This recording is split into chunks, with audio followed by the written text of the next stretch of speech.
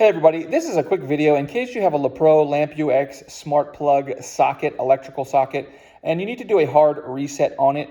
Now you might want to do this hard reset for a couple of reasons.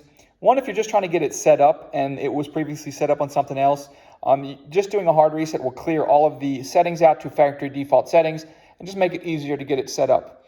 Also, if you're troubleshooting it because it's not connecting or it's not responding or it's not following the protocol you've set up for it via the app, a hard reset will fix a lot of these issues. You will have to set it up again after you do this.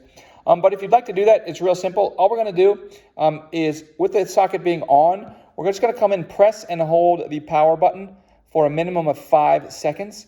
And after those 5 seconds, it will blink, and that's indicating that it's resetting.